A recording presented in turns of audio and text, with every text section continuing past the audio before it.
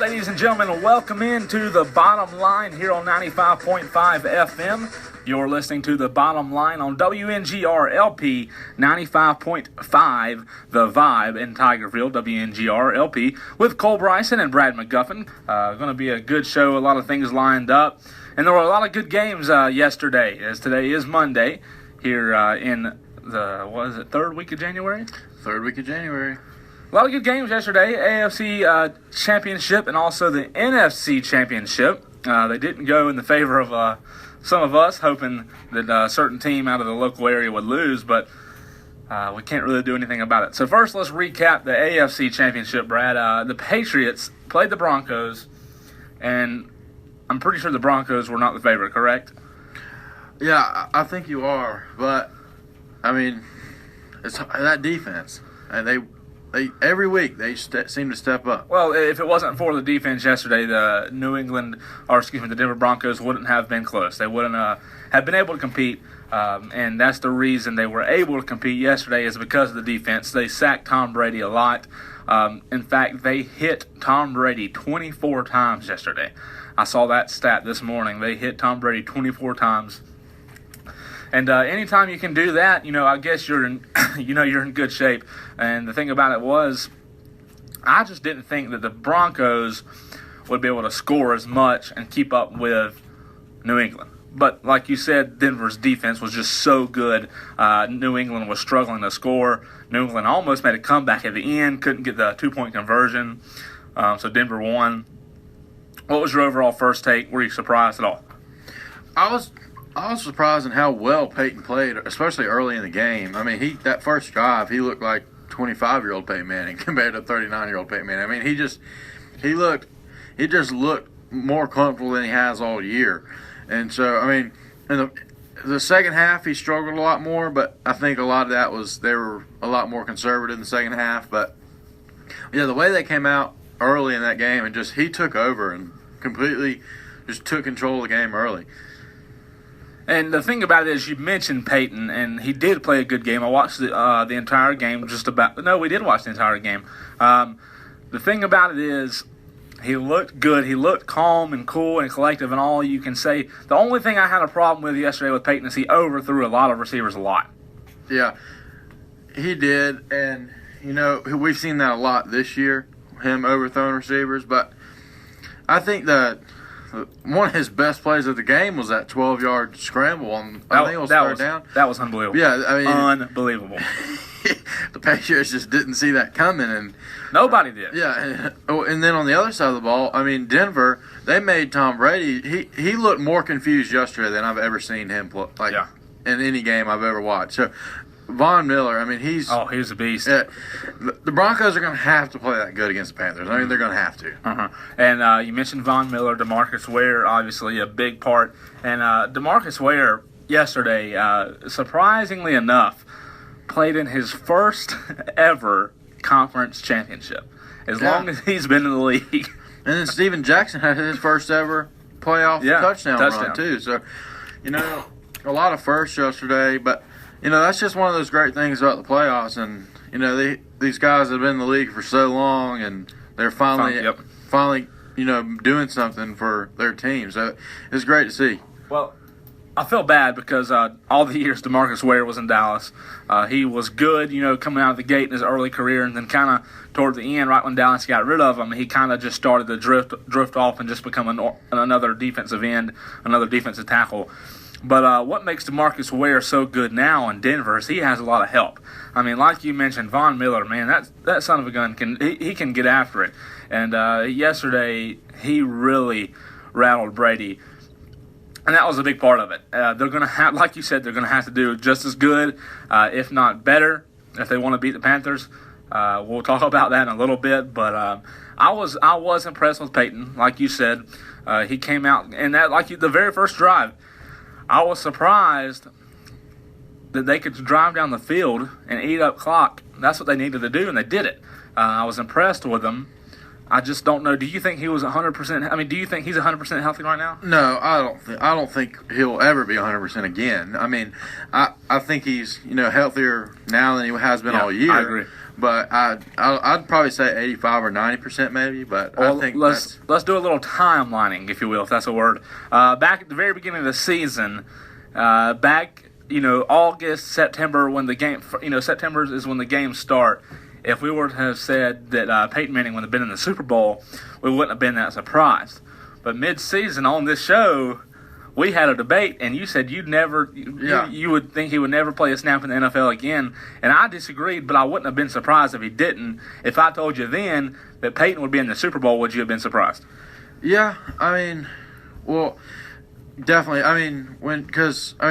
He got healthy, they played him.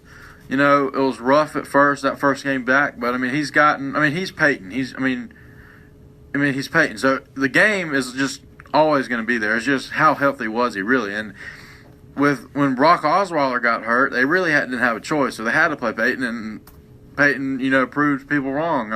I didn't think he'd play again, period. And then what do you know, with a great defense behind him, he's able to do just enough to lead his team to the Super Bowl. This defense is probably the best they've had in a while. What do you say? Oh, yeah. By far, it is the best. This is the best defense Peyton's ever had, too. And, a couple years ago, they got to the Super Bowl with offense, and one of the best offenses to ever play in the NFL. And then look what happened in the Super Bowl. They just got annihilated. And then this year, they're in the Super Bowl because of defense. Yeah. So, no question. Yeah. John Elway made those changes the last 2 years. He knew he had to build a defense because the offense was there, and he's done that.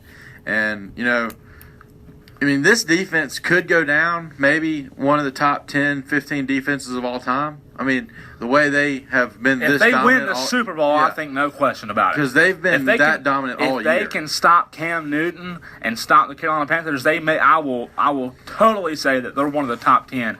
If not top 10, then definitely top 15 to ever have played. Because I just don't know if a defense is going to be able to stop what Carolina's doing right now. I just don't know if it's possible. Yeah, and especially in a time where it's all about offense. And it's all about offense because, it's so hard to play defense in the NFL these days with, it is. With all those different penalties they have now that they didn't have, 8 to 10 years ago. So right. It's good to see because in the Panthers, too, they're a good defensive football team, and it's good to see two teams that love playing defense in the Super Bowl.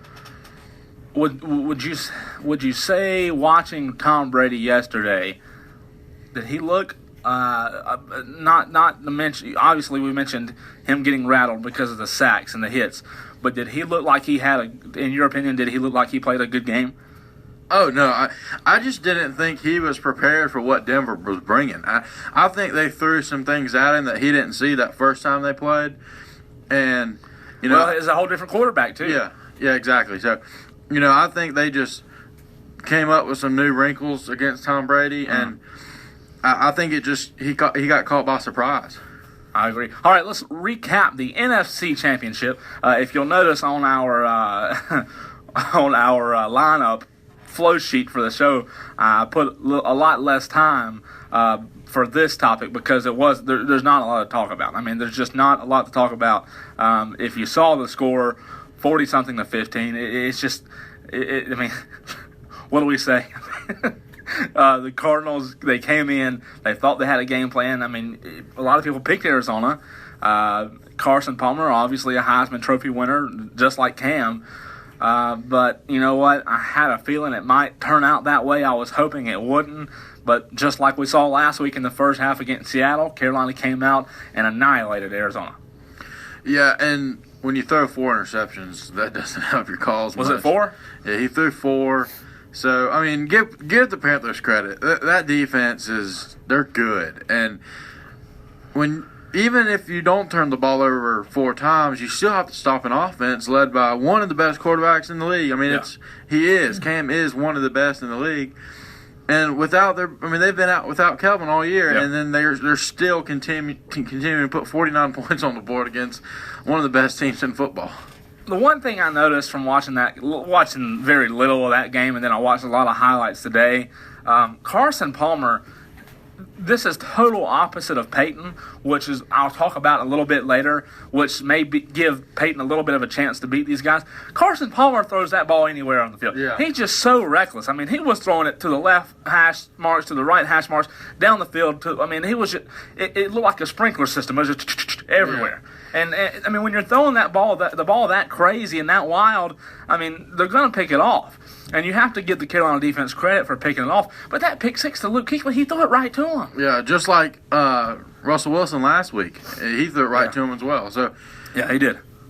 But you have to give him credit for disguising the coverages and doing all the stuff that they do to be in position to make those picks. But Carson Palmer it was like it was awful. I mean, he was just throwing it everywhere. I expected better out of a Heisman Trophy winner. Yeah, well, that's kind of been his thing his whole career. He's been a great quarterback, but under pressure, he loves to just chunk it down the field. And, we saw that last night. And then Arizona's defense. I mean, I thought it was good. I had a conversation with somebody last night at dinner that the four teams that were left, New England, Denver, Carolina, and Arizona, I said, you know what? These could be the four best defenses in the league left. But you know what? Arizona's defense last night, they didn't stay to their assignments on special teams. They wouldn't stay in their lanes. Carolina almost returned one to the house. Arizona's defense was just, I don't know if they were rattled, if that's the right word, but they were all out of assignment last night, all out of whack. And when you're all out of whack against Carolina's offense, it calls for a bad day. I was just surprised on how bad their defense was. Yeah, they had a rough day yesterday. And, I mean, like you said, it's been a defense that's been fairly good all year, but, it just wasn't there yesterday. And as much as I don't like Josh Norman and as much as I don't like the Panthers, Josh Norman repeatedly this year has taken big receivers out of the game. I mean, he did it against OBJ, Dez Bryant. I mean, every big receiver he plays, Brandon Marshall, he takes them out. I mean, what did Larry Fitzgerald, the Cardinals' two top receivers yesterday had like 68 yards total.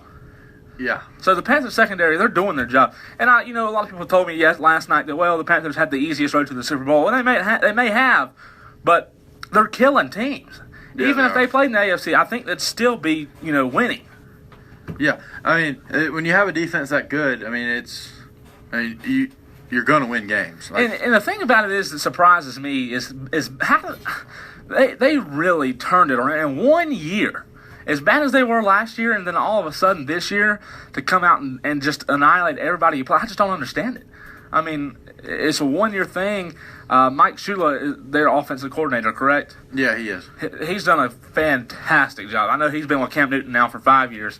He's done a heck of a job. I mean, he has made that Panthers offense something special. And you can see the continuity between him and Cam Newton. And I believe that's a reason they're doing so good. But I was just surprised of how I was half and half. I was a little bit surprised, and then the other half was like, well, no, Carolina's been doing this to everybody. So it's just I will talk about it more in a minute. But if Denver doesn't come out and play good, it could be the same thing in the Super Bowl. Yeah, it could be. It really could. All right, we'll take a break. Come back. On the other side, we'll discuss what Brad mentioned earlier when talking about Cam Newton. Is Cam Newton the best quarterback in the NFL? If not, who is? We'll talk about it on the other side. You're listening to 95.5 FM, The Bottom Line on The Vibe. It's hard to say anybody other than Brandon McElwain right now. They had so many issues at quarterback last year. I mean, that's just the bottom line. You know how healthy Connor Mitch is? It's hard to think anyone will mean more to this team going forward in this particular recruiting class than Brandon McElwain, an Elite 11 quarterback. Listen to The Bottom Line every Monday and Wednesday at 6 p.m. Eastern Time on Mixlr.com/WNGR, also on the Mixlr app.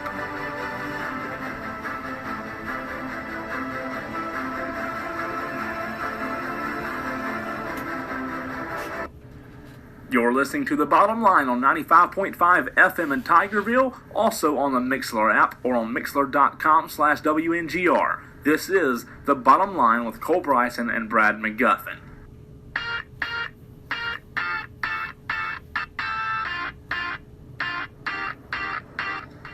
Here at 95.5 The Vibe, we strive to provide a Christ-like atmosphere for all of our listeners.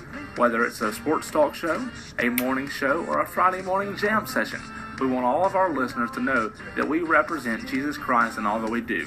You're listening to The Bottom Line on 95.5 FM, WNGR LP. I be packing my bag where I need to stay. I be chasing every breeze that blows my way. I be building my kingdom just to watch it fade away. Be sure to follow The Bottom Line on social media. You can like our Facebook page. It's simply called The Bottom Line. You can also follow us on Twitter at TBL Talk Show. That's at TBL Talk Show. You can follow our host, Cole Bryson, at Cole Bryson _ and Brad McGuffin at Brad McGuffin. Riding with my top down, listening to this Jesus. Thank you for tuning in to The Bottom Line.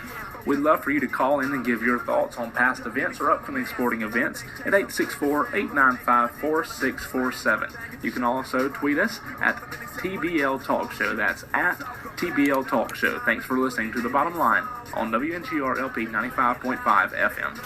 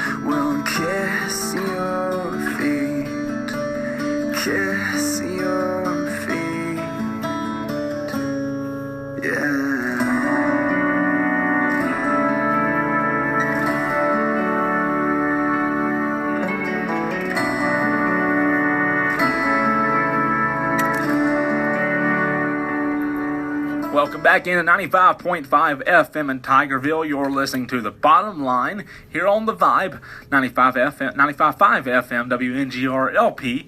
Here in Tigerville, also anywhere in the world at Mixlr.com/WNGR. Also on the Mixlr app. Thank you for tuning in as we are coming up on the 6:30 mark here in tonight's show. It is Monday, January 25th in 2016. Next topic, or debate if you will, it probably won't be a debate. Brad, I'll ask you first. The question is, who is the best quarterback in the NFL? You could also say, is Cam the best quarterback in the NFL? If not, who is? Go ahead. It is Cam. I mean, right now he's just playing out of his mind. And Broncos cornerback Akeem Talib earlier today, he said that he's throwing the ball amazing right now, and you know what he can do with his legs. He's the best of both worlds. He's probably the most dangerous quarterback right now. He is the most dangerous quarterback right now. I mean, Cam's been good in the NFL, but this year he's been great. And we haven't seen that yet out of him until this year. And all year he's just been a whole leap and bounds better than he's been in the past. Argue to me why he is better than Tom Brady. Well, this year, that's fine. Yeah. This year, fine. He is more dynamic than Tom Brady. Everybody knows that. Cam can beat you both ways, whereas Brady can he can beat you throwing the ball. That's what he does. He's not going to run all over, up and down on the field like Cam does. And Brady is still probably the best quarterback all time, but this year I think Cam Newton's better because he can beat you both ways. How far? I mean, is this year's is Cam way better than Brady, or is it very close in your opinion? I think this year, he's out of 1 through 10 scale. I'd probably put him at a 3 or 4. 10 being highest, 1 being lowest. Who we're talking about? Yeah, I think Cam's 3 or 4 notches better than Brady this year. Okay. I see what you're saying. Yeah. I see what you're saying. I'd agree. I was confused at first, but I see what you're saying now. My answer is obviously Cam. The reason is, for me, not only is he dynamic, like you said, he can throw the ball just as good at right now as anybody in the league. Right now, he can run the ball better than every other quarterback in the NFL, in my opinion. You may can argue somebody else can run better. I don't know who you're going to argue. I don't know who, but he's dynamic, like you said. But if we're talking about MVP, it has to go to him. He's the best quarterback in the NFL currently because of what we just said. And he's only lost one game. He's in the NFC Championship. He won that. He won the first, their first playoff game against Seattle. Killed them in the first half. Seattle came back. They won that one. And every win this year, they hadn't been blowout wins every win, but they've all been impressive. I mean, they've almost gotten beat by a couple of teams, kind of like way early in the season when the Colts played them. Right. I mean, they were up early. It was kind of a sloppy third quarter, and then the Colts decided to come back and play some football in the fourth quarter, and the Panthers did a good job of fending them off. It's just all year long they've been consistent defensively and offensively, but Cam has been consistent all year long. And back in June, when they paid him all that money, I was one that said, "Oh, that's crazy." As much as money as they paid him, I thought it was crazy. But now he's earning it. I mean, this year, like you said, he's playing better this year than he ever has in his career. And this is by far, hopefully, you'd think this is his prime. I mean, he can't get much better. Yeah, he can't get much better than that. One quick fun fact before we go to our next topic. There's been 5 coaches that played in the Super Bowl as a player and then a coach. Kubiak and Rivera are now the 6th and 7th to do that. You know, they both played in the Super Bowl back in the day, and now they're both coaching the Super Bowl. So yes. And this is both their first Super Bowl appearances as coaches. And Kubiak played for who? He played for Denver. And then Rivera played for the Bears. Yeah, he played for the Bears back when the Bears had that dynasty. That was the Bad News Bears defense. But yeah, I mean, in other years, even last year and years before that, there was actually a valid argument for this topic. I mean, last year, Cam and Brady was in a conversation. Cam really wasn't. Last year, at this time, the conversation for the best quarterback in the league was between Aaron Rodgers and Tony Romo, believe it or not. And now it's 2 different people. It's just crazy. I mean, and like I said earlier, in a year, what the Panthers have done. I mean, it's unbelievable. So we're going to take another quick break. This one's a little bit quicker, and then we're going to come back. We're taking an early break this time, about 5 minutes early, and then we're going to come back and discuss a little more about Cam Newton and him being an MVP and what all he's done this year to deserve the MVP. In all honesty, he has deserved it. So we'll talk about that on the other side. You're listening to The Bottom Line. The Bottom Line on social media. You can like our Facebook page. It's simply called The Bottom Line. You can also follow us on Twitter at TBL Talk Show. That's at TBL Talk Show. You can follow our host, Cole Bryson, at Cole Bryson _ and Brad McGuffin at Brad McGuffin.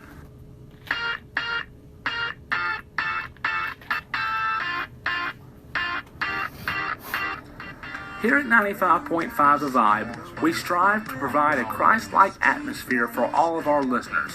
Whether it's a sports talk show, a morning show, or a Friday morning jam session, we want all of our listeners to know that we represent Jesus Christ in all that we do.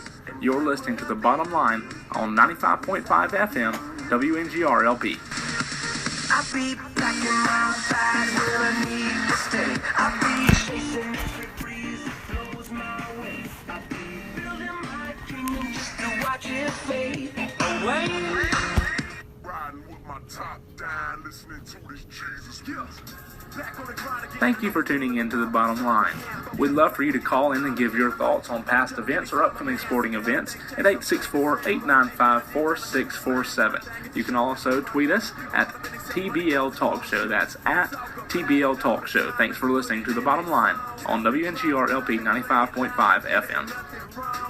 Here we go.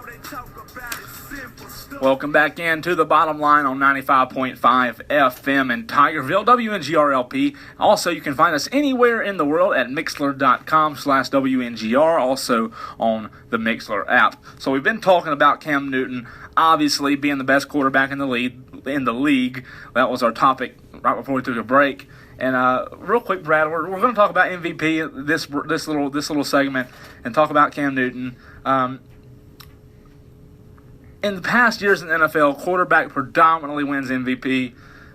Would you say that there's any other position this year that has a chance to win MVP? I really don't. I mean, you could make a solid argument for Josh Norman, as dominant as he's been all year, but Cam is going to win it. I mean, especially coming from a quarterback on the offensive side of the ball, it's hard not to give him the MVP. Especially if he wins the Super Bowl. Yeah, especially if he wins the Super Bowl. You said Cam, obviously. Is there anybody else? If we had to come up with a top three, that's kind of hard this year. I mean, who else would be in the top three? I mean, maybe top five if we had to make a discussion. I mean, I know in recent years J.J. Watt's been in that discussion. I don't know if he'd be there this year or not. No, yeah. But I mean, who else would? Aaron Rodgers, you really can't put him in that top three this year. Yeah, maybe Russell Wilson. Maybe Brady. I mean, like I said, Josh Norman. You could make a solid argument for him. I mean, he might not have, the best numbers ever, but I mean, look at what he's done. I don't know that he could. I don't know. That would be tough because I don't know. When you compare him to the other positions in the NFL, I don't know statistically. Right. It's just a lot of stats involved. Now, if you said you could, well, it's just hard to give it to a defensive player. I was going to say maybe Kuechly could be in the conversation because a lot of years J.J. Watt's in that conversation. Oh yeah. But I mean, maybe this year Brady's had a great year. I mean, he's definitely in the conversation. What would you say the reason Brady? I mean, if you had to put cons instead of pros for Brady's MVP candidate, what would you say are some cons? I mean, they're not in the Super Bowl. I mean, that's the only one I can think of. Yeah, I mean, he's done it every year. He's never had an all-star, great wide receiver, and then this year he lost all of his weapons. Yeah, and he still got him to the AFC Championship. He's always healthy. Yeah, he is. Just like Eli, I've heard people say the best ability is availability. And Tom Brady's he's always available. Yeah, he had that one injury way back when. Yeah, ACL injury, and ever since then, I mean, he's been perfectly healthy. I mean, you look at Eli Manning, who has been in the MVP race quite a few times. He's never hurt. I mean, he's always healthy. And with Tom Brady, he had a foot injury earlier. Was it 3 or 4 weeks ago? And after the game, he was pretty hurt, but guess what? He practiced the next day. Yeah. So I mean, I don't see the MVP race going anywhere else besides to Charlotte, North Carolina, and to give it to Cam Newton. Just because if we're going to have to give it to a quarterback, we just talked about who the best quarterback in the league is, and we just both agreed that it was Cam. So I don't know. I would just like to hear somebody make a valid argument for somebody else. I just don't know that you could. I mean, you could make a very valid argument for Brady, maybe Russell Wilson. I just don't know. Real quick, our next segment topic, our next debate, if you will, here in the same segment is what we don't talk about this a lot, but we're going to split this one up.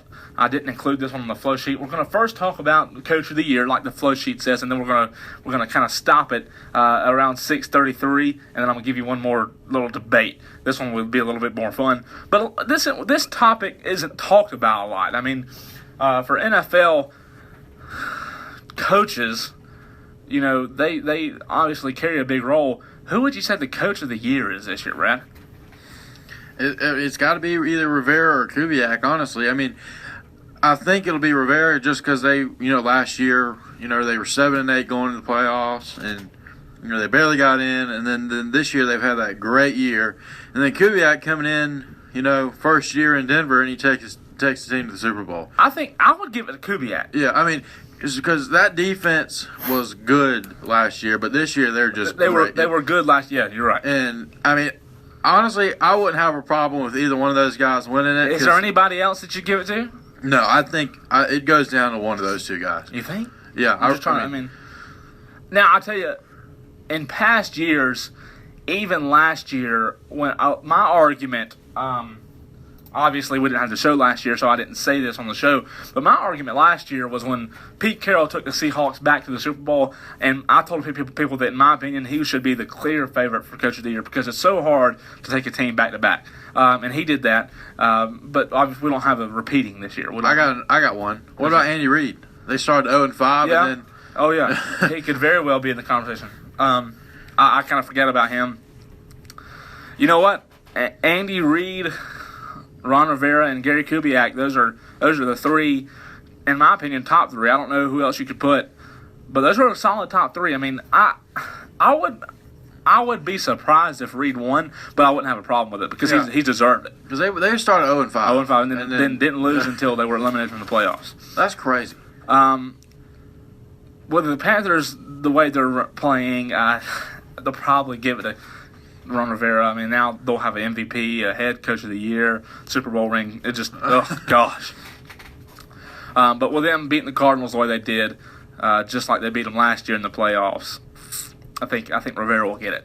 And then this morning on SportsCenter, the lady that was hosting SportsCenter was talking about like in 2008 when Carolina and Arizona met in the playoffs. And she said, that was the last time they met in the playoffs. I said, no, it wasn't. Yeah. They met last year. Arizona dominated in 2008. She said, that was the last time they met in the playoffs. I said, no, they did last year. And everybody was hurt for Arizona. Carson Palmer didn't play. They were on their 4th-string quarterback, I think, last year. Yeah, but we gave our top three, Kubiak, Reid, and Rivera. We both agree that Rivera will probably get it. If you pick one of those, all three of those, I wouldn't have a problem with any of three of those because they all deserve it. Next, who's the Rookie of the Year? I think it's Jameis. I said at the beginning of the year that he was going to win it, and I still believe that, although I think Amari Cooper has a solid argument.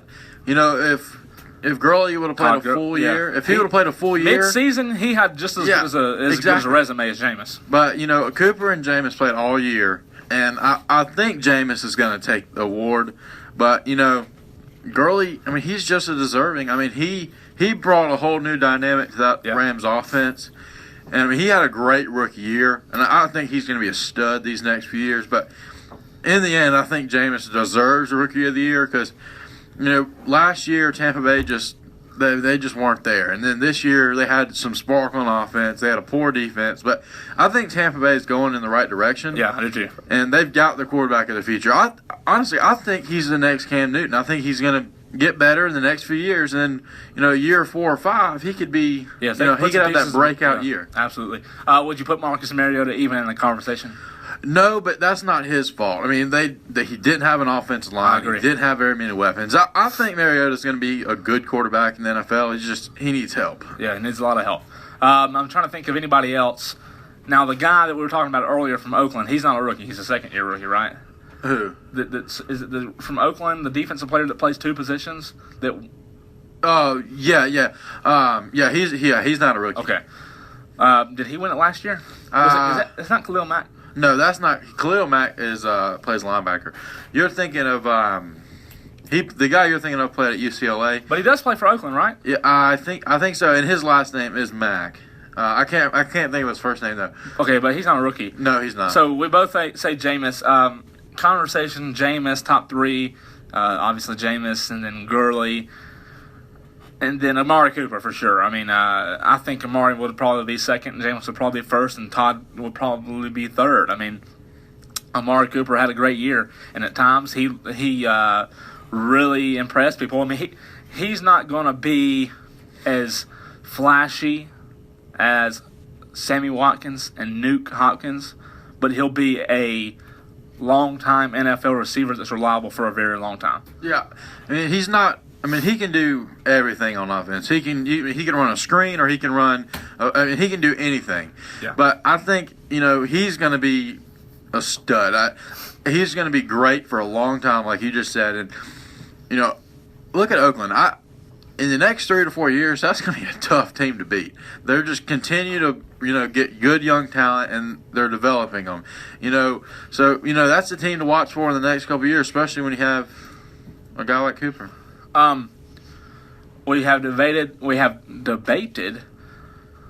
who the best quarterback is in the NFL. We've debated if Cam should win the MVP. We've talked about Coach of the Year. We've talked about Rookie of the Year.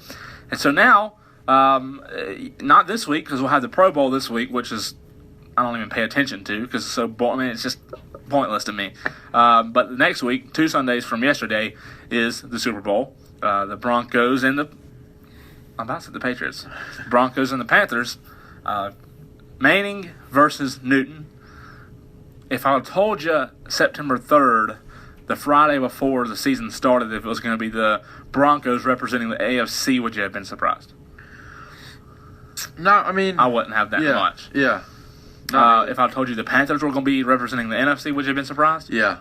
Okay, so they're meeting next Sunday. They'll play. We're going to preview the Super Bowl. We'll give our picks at 6:45.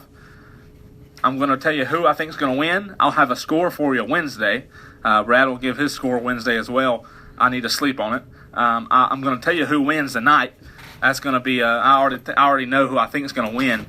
But what matchup are you looking forward to most next Sunday? I'm not going to avoid the obvious. I think Norman and Emmanuel Sanders is going to be a great matchup. But I want to see the Broncos' defensive line against the Panthers' offensive line. Because the Panthers' offensive line has been great. They have. But if Denver can do that to Tom Brady like they did yesterday, they can do that to Cam. It's just how are they going to prevent him from scrambling out of the pocket? That's the thing. If they can figure that out. Kind of like the national championship. Yeah. If the Denver defense is good enough to stop Carolina. They are. And they're going to have to throw in some wrinkles, just like they did last week. It's going to be interesting. But that's the matchup for me, is how can they prevent Cam from getting out of the pocket?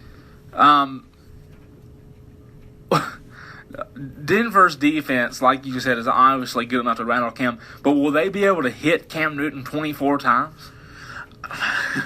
I don't think they're going to be able to hit him that many. They hit Tom Brady 24 times. I don't know if they can hit Cam. Yeah. I just think Cam will run and make plays, and Cam will. You know what? I'm going to go out on a limb and say Cam will have 2 plays where he'll rush for over 25 yards.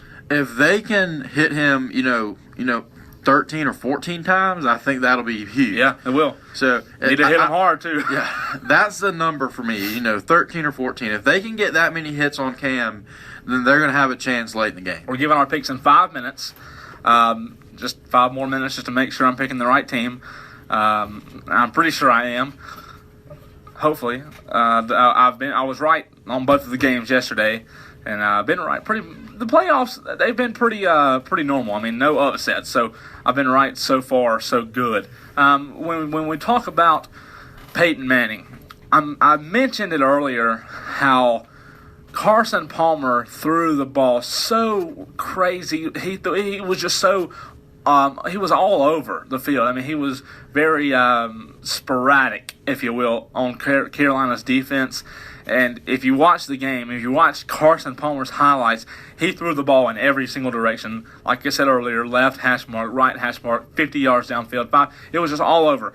Peyton Manning does not do that. When you watch his game yesterday, Peyton Manning, what's impressed to me more than anything is Peyton don't throw it where he thinks is going to be a pick. Every pass that he threw yesterday, maybe except for 3, he threw to open receivers. So if Peyton takes the same approach and comes against this Carolina defense, which is a very good defense, great defense, if he makes the same reads, and if he reads the defense the same as he did this past Sunday, I think he'll be better off than Carson Palmer was. I just think Peyton Manning is a little more controlled than Carson Palmer was. Those passes he threw yesterday, like I said, he did overthrow some of them, but the passes that he completed, they were crisp. I mean, they were to open guys. So I don't think that Peyton will throw more than 1 pick. Oh, I don't either. I think Peyton will be fine. This is going to be his fourth Super Bowl, the third Super Bowl. Yeah. So I think he's fine. I mean, actually, this is his fourth Super Bowl. Yeah. Wow. I'm not worried about Peyton. I think he'll play fine. It's just. See, I am. I'm opposite. I'll tell you why in a minute. I'm opposite. Go ahead. I just think Peyton will be fine. They just have to protect him because we all know he's not going to run like Cam will. So Denver's offensive line has got to protect him. And if they can do that, they're going to have a great chance to win the football game. The only reason I'm worried about Peyton Manning next Sunday, not this Sunday, but next Sunday, is because 2 years ago in the Super Bowl, he played one of the worst games that he has ever played. Timing was off with his offensive line. You saw it from the very first play of scrimmage where he fumbled the ball and about gave up a touchdown. It's the very same play. You just saw, he threw 3 picks that game. He was just bad. Obviously, I don't know if you can compare the offense then to now. I just don't know how that works out. But I think he's a little more controlled. I think he'll be a little more controlled this go-around than he was then. I think he knows obviously he lost that Super Bowl, so he knows what he did wrong. I don't know that he'll be nervous. I don't think he'll be nervous at all. I don't think Cam will be nervous at all either because Cam he's always been on the big stage. Yeah, he has. And on the right side for Peyton, it's not going to be 15 degrees like it was that night in New York. So, we all know he does not play. At? It's in California. Okay. Santa Clara. It'll be chilly, but it won't be as cold as it was that night in the Meadowlands in New Jersey. I'm not worried about Peyton is going to – I think he'll be fine. He just needs some protection. And if he comes out and plays like he did in the first half yesterday, they're fine. See, but the defense is different. You say that.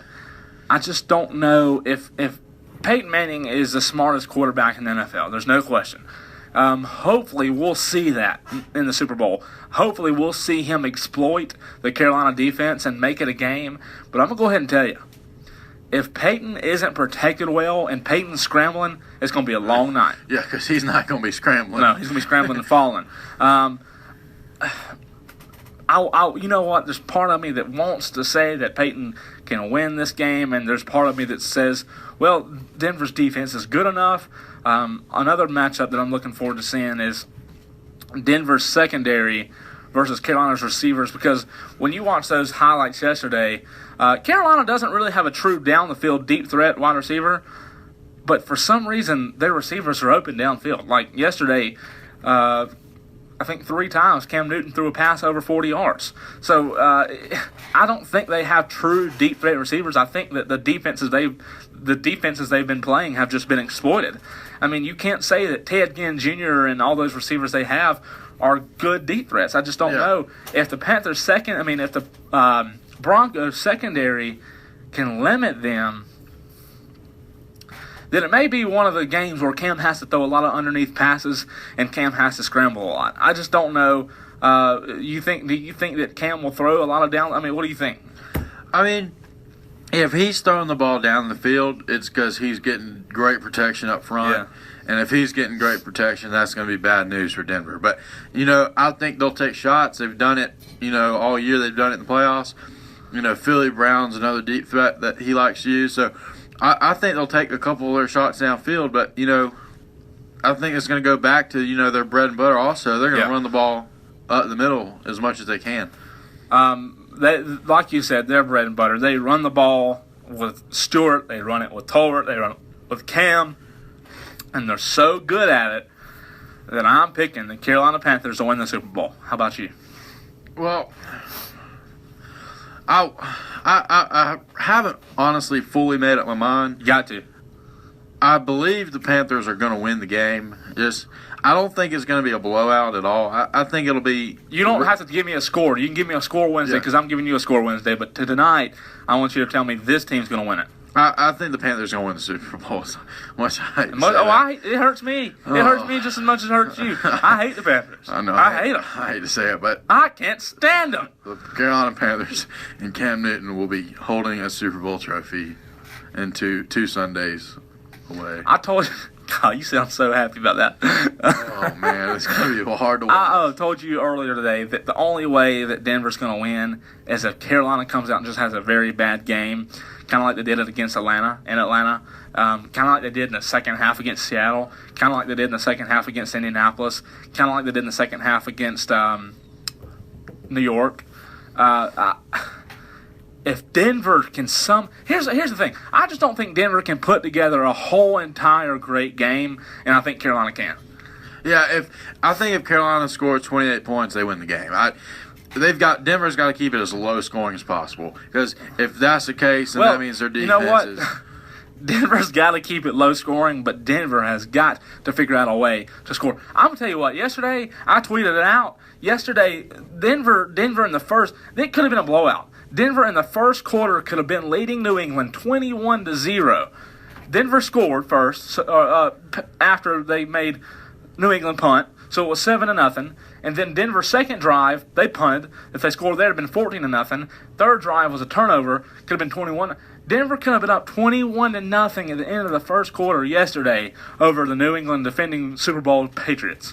Yeah, that turnover on that third drive, I mean, that was just one of those weird plays, and then of course they let New England score on that. But that was just one of those weird turnovers you rarely see. Right. But what I'm saying is if they have the opportunity to score that much against Carolina, they're going to have to take advantage of it. They cannot leave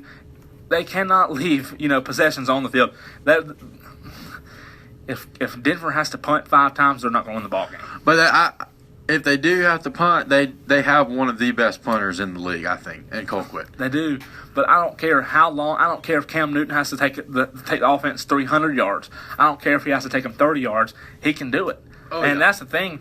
If you're Denver, I'm telling you, this is weird. It's kind of the same game plan as we saw in the national championship between Clemson and Alabama. If you're Denver, you're going to have to make do. I don't know if you'll see trick plays if you're Denver. But you're going to have to come up with something to throw Carolina off guard, because I'm going to tell you what, Carolina is coming into this game knowing they're going to win. Yeah. That's just the way they're playing. That's the way their minds are right now. People said the players got interviewed after last night's game. They said, we knew we were going to win. And that's the way. And when you have that mentality, you're hard to stop. So New England. Sorry, why do I keep saying New England? Denver is really going to have to mix up. They're going to have to throw Carolina off their game plan, give Carolina something that they haven't seen. I don't know what that means offensively, but they're going to have to do something offensively that can create first downs and not have to put Peyton Manning in a 3rd and long situation, because I don't care, even though Peyton Manning is Peyton Manning and he's one of the best quarterbacks to ever live, you still don't want this old Peyton Manning having to convert on 3rd and 11, 3rd and 12 when the game's on the line. You don't. Yeah. And there was a lot of 3rd and longs yesterday. I remember it was 3rd and 25 or 22 yesterday, and they ran the ball. They just don't. I mean, it's 3rd and 22 and you run the ball. That just shows that they don't think Peyton can get it done from 22 yards out. So you're gonna have to create possessions where you do not put Peyton Manning in that position. Yeah, and we'll see. I mean, that's been whoever Denver's played. That's been. Even when Brockweiler was playing, that's what the opposing defenses have done, to prepare for Denver. They have to put them in 3rd and long situations. As much as I hate to say it, the Carolina Panthers are going to win the Super Bowl. And you agree. So yep.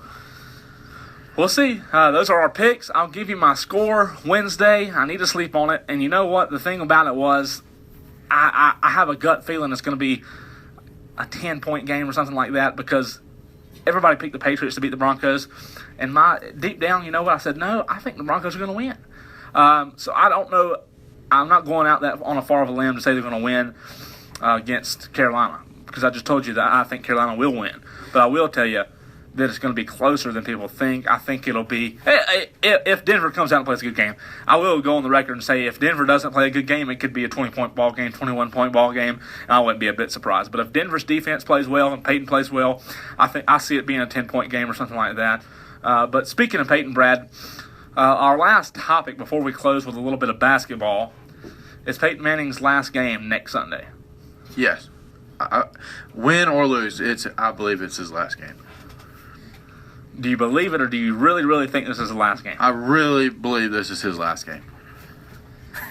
You know what? I'm sitting here 2-3 months later, after you telling me that you thought he would never play again, with the same feeling that I agree with you, but there's a part of Peyton Manning.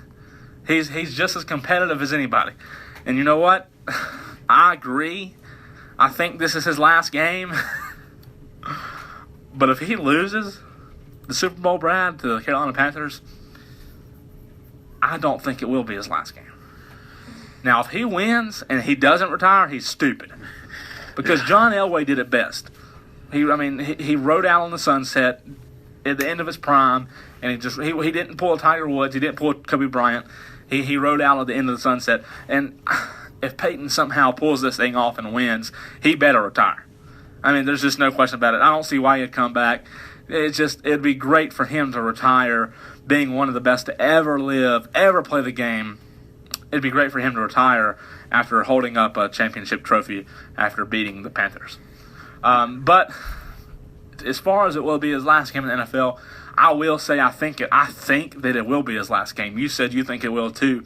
Do you think? Let me ask you this. I said if he wins, he should retire. Do you think winning will push him to retire, or do you think losing will push him to retire more? Which one do you think will? I think winning, because he'd be able to go out on top. And so if he wins, his second Super Bowl, I don't see why he wouldn't retire. So if he loses to Cam, would you say that obviously he's going to think about coming back.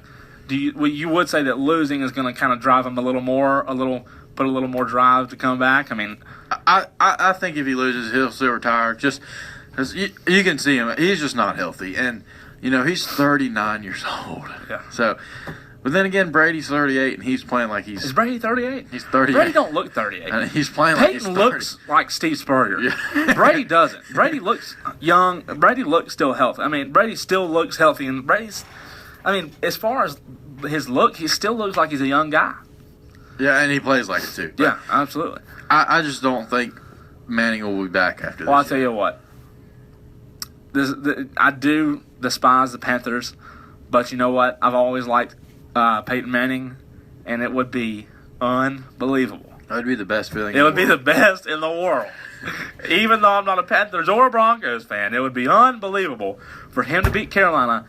And you know what? I told somebody last night, if I beat Carolina, post-game interview, I'd say I'm done. And I'd say I'm the best ever lived. I'm telling you, I'd walk out. I'd drop the mic. I just think that would be an unbelievable feat. And you know what? If he wins, he'll have won too. And guess who else have won too? His brother. Well, if he wins, the post-game interview, he should be like, yeah, our defense just kept pounding all year. The offense kept pounding. You just keep pounding as much as you can. Oh, I'd say keep pounding a lot. Just keep using it, because I hate that phrase. You best believe I would. Or hashtag stop pounding, whatever. Yeah. Whatever you feel like, Peyton, because I know you're listening. Yeah, he's listening.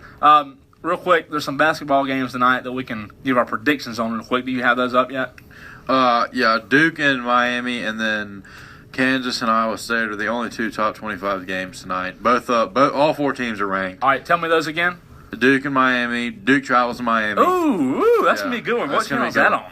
I think ESPN tonight. Ooh. And then later tonight. Could Duke lose 3 out of the last 4? I think they could. Miami's good. Miami's good. They are. But, Duke seemed like Saturday they fixed some things defensively. But you know what? Saturday, watching that game in the first half, I said, dang. Yeah. NC State might pull this thing off. And that little son of a gun that plays for NC State, the young guy, he is good. Yeah, he is.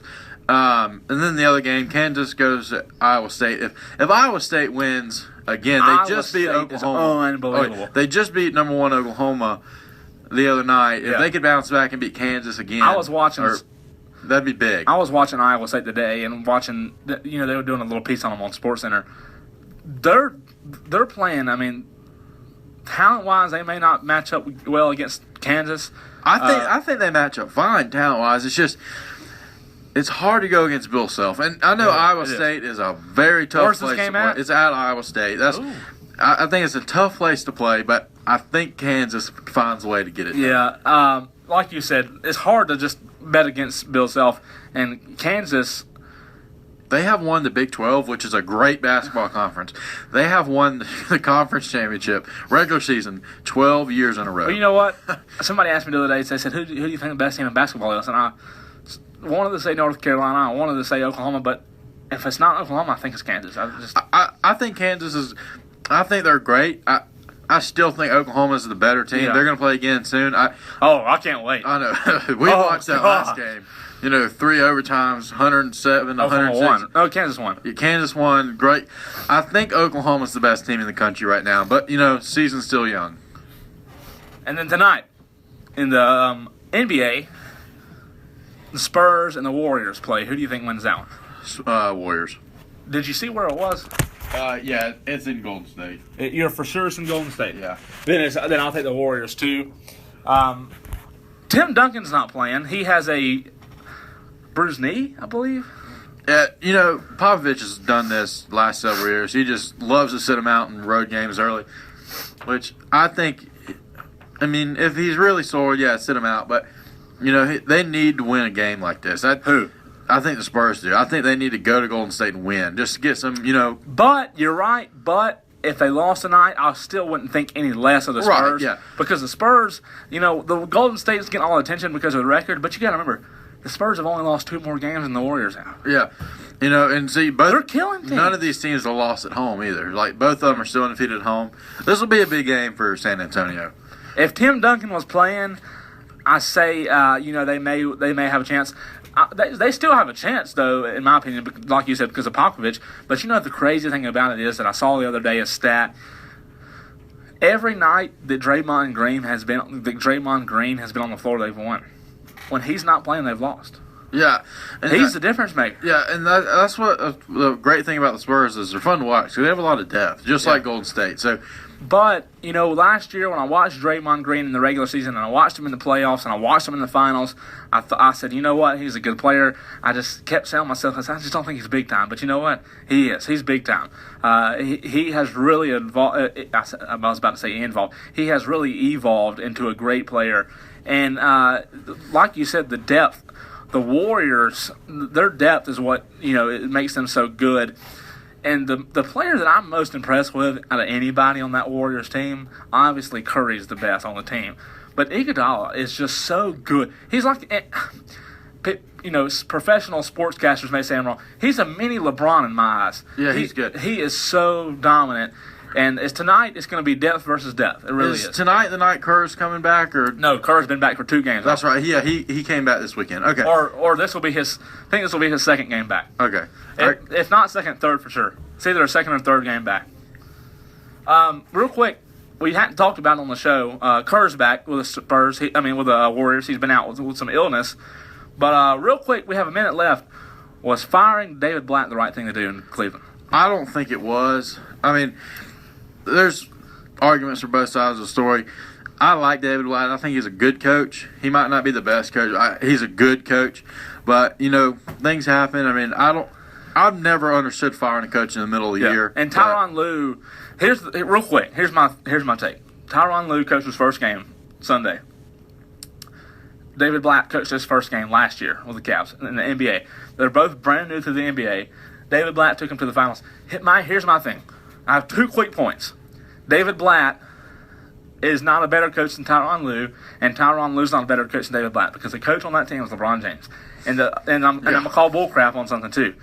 A report came out and said LeBron James had no influence on the coaching change. That is absolute bull. Yeah, there's no way. The best player in the world is going to have influence. There's no way. You saw it over and over with Kobe back in his prime. The best player in the world and the best player on that team, you're dang right he has an influence. And he said in his post-game the other night, he said, no, they told me just like they told the rest of the team. Yeah, they may have told you, but that don't mean that they didn't call you into the office the week before. I guarantee you LeBron had influence on that coaching change. You can't say he didn't. But I still think Mark Jackson's the guy for that job. I think that'd be great. I think Mark Jackson's a great here's coach. Why. Real quick, I know we're almost past time. LeBron is the best player in the league. LeBron struggles in big-time situations, not because he is not talented as the next guy, but because LeBron has never had a solid coach to help him. If LeBron had Mark Jackson, in crunch situations you saw last year against the Bulls in the last game, LeBron scratches plays all the time. If LeBron has a coach that says, no, this is what we're going to do, and a coach that helps him out, LeBron is clutch in those clutch situations. That's what I think. So I don't know. I don't think Tyronn Lue should be there anymore. I think he should be gone at the end of the season because he's no better than Blatt, and Blatt's no better than him. So sorry for going over. Join us Wednesday here on The Bottom Line, 6 p.m. Eastern Standard Time. You're listening to The Bottom Line with Brad and Cole, 95.5 FM in Tigerville.